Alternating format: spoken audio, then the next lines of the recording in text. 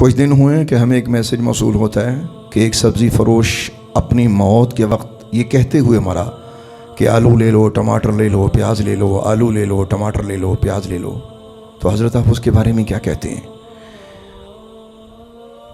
میرے بھائی اور بہنوں، قصہ کچھ یوں ہے کہ یہ دو بھائی ہیں جن کی دکان ہے، اکٹھے کام کرتے تھے، چھوٹا بھائی اور بڑا بھائی۔ تو جو فوت ہوا وہ بڑا بھائی تھا۔ تو بڑے بھائی کی طبیعت خراب ہوئی، اسے ہاسپٹل لے جایا گیا۔ تو ہاسپٹل والوں نے کہا کہ اس کے بچنے کے چانس بہت کم ہیں، آپ کی مرضی ہے اسے ہاسپٹل میں رکھ لیں یا گھر لے جا کر خدمت کر لیں۔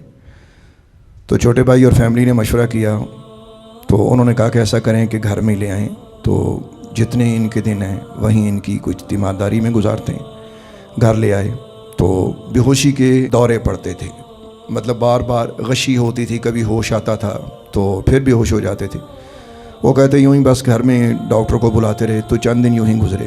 ایک دن ایسا ہوا کہ اچانک چارپائی پہ لیٹے لیٹے تو یہ آوازیں نکالنا شروع کر دیں کہ آلو لے لو، پیاز لے لو، ٹماٹر لے لو۔ ہم لوگ بڑے حیران پریشان۔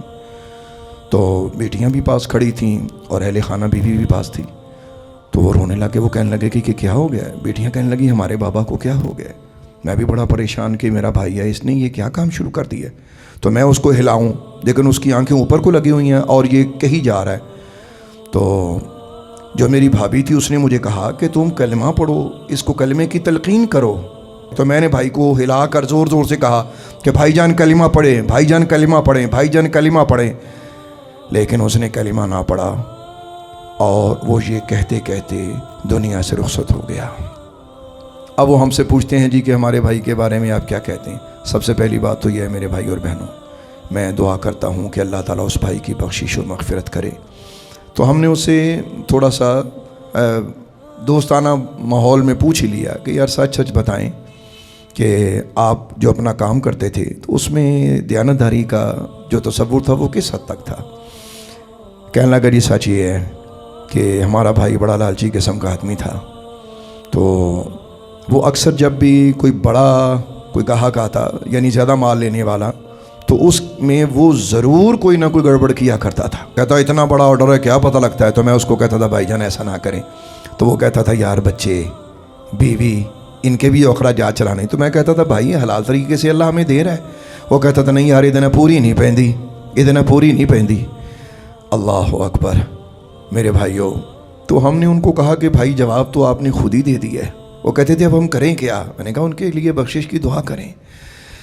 میرے بھائیوں، ہمارے معاشرے میں آج یہ کچھ ہو رہا ہے، ہم اپنے بچوں کے لیے، اپنی بیویوں کے لیے، اپنے اہل خانہ کے لیے حلال اور حرام کی تمیز بھلا چکے ہیں، جبکہ ہمارا مولا فرماتا ہے وَاعْلَمُوا أَنَّمَا أَمْوَالُكُمْ وَأَوْلَادُكُمْ فِتْنَةٌ وَأَنَّ اللَّهَ عِنْدَهُ أَجْرٌ عَظِيمٌ۔ اللہ تعالیٰ ارشاد فرماتا ہے اور جان لو تمہارے مال اور تمہاری اولاد فتنہ ہے اور بے شک اللہ کے پاس بڑا ثواب ہے۔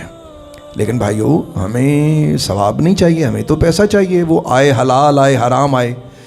تو میں بڑی تکلیف میں یہ بات آپ کی خدمت میں عرض کرنا چاہتا ہوں۔ سب سے پہلی بات تو یہ ہے، یاد رکھیے جب بھی کسی بھائی کا کوئی اس طرح عیب دیکھیں بوقت موت، وہ کسی سے شیئر نہ کریں، عبرت ضرور پکڑیں تو اس پہ پردہ ڈالیں، اللہ پردے ڈالتا ہے۔ آپ اس بھائی کا عیب نہ بیان کریں، عبرت ضرور حاصل کریں لیکن اس بھائی کی برائی کو نشر نہ کریں۔ اور یہ بھی ہم نے یہ تبلیغ کے لیے بتا دیا، لوگ ہم سے پوچھتے ہیں، سینکڑوں ہزاروں باتیں ہم سے پوچھتے ہیں، وگرنہ کبھی بھی ہم اس قسم کی باتیں ڈسکس نہیں کرتے اور نہ کرنا چاہتے ہیں۔ تو میرے بھائیوں، جن بیوی بچوں کے لیے آپ نے اپنے ایمان کو داؤں پہ لگا دیا اور حال یہ ہے کہ آپ کو مرتے وقت کلمہ بھی نصیب نہیں ہو رہا اور اس گناہ کا آپ ورد کرتے ہوئے دنیا سے جا رہے ہیں، کیا دیا ہے آپ کو آپ کی سعادت بدن؟ ہمارے معاشرے میں ہر دوسرا بندہ یہی کوشش کر رہا ہے کہ جی میں اپنے بچوں کے لیے یہ کر رہا ہوں، اپنی بیوی کے لیے یہ کر رہا ہوں۔ آپ کریے لیکن اللہ کی حدود کے ساتھ مت کھیلیے، ایسا نہ ہو کہ آپ کا انجام برا ہو۔ میں یہاں ایک حدیث پاک بیان کرنا چاہتا ہوں۔ سرکار دو عالم نور مجسم علیہ الصلوۃ والسلام ارشاد فرماتے ہیں کہ اللہ تعالیٰ ارشاد فرماتا ہے کہ قیامت کے دن ایک ایسا شخص ہوگا کہ جس پر لوگ رش کریں گے کہ کاش ہم بھی اس جیسے ہوتے، ہمارے اعمال بھی اس جیسے ہوتے۔ جانتے ہو وہ شخص کون ہے؟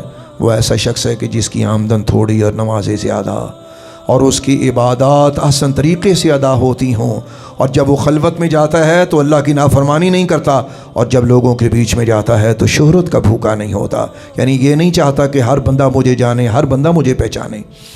اور سرکار دو عالم علیہ الصلوۃ والسلام نے فرمایا کہ وہ ایسا شخص ہوگا کہ جو اپنی کم آمدنی پر اپنے خدا پہ راضی رہا ہوگا۔ اور پھر آقا کریم علیہ الصلوۃ والسلام نے اپنے دست مبارک اپنے سینے کی طرف ایسے اشارہ کر کے فرمایا کہ وہ ایسا شخص ہوگا کہ جس پر رونے والی عورتیں بہت کم ہوں گی۔ یعنی اکثر ایسا ہوتا ہے کہ جب کوئی فوت ہو جاتا ہے تو خواتین جو ہیں اس پہ بین کرتی ہیں، روتی ہیں۔ فرمایا وہ ایسا خوش نصیب انسان ہوگا کہ جس پر رونے والیاں ماتم نہیں کریں گی، رونے والیاں اس پہ بین نہیں کریں گی، اور یوں اپنے اللہ سے وہ ملے گا۔ فرمایا یہ وہ شخص ہوگا کہ قیامت کے دن ہر آدمی یہ چاہے گا کہ کاش مجھے اس جیسا نصیب مل جاتا۔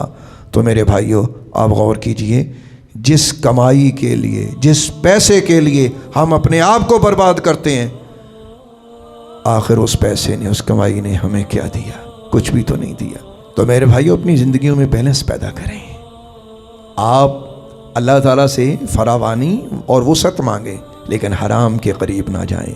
اللہ تعالیٰ ہم سب کو اچھی موت عطا فرمائے۔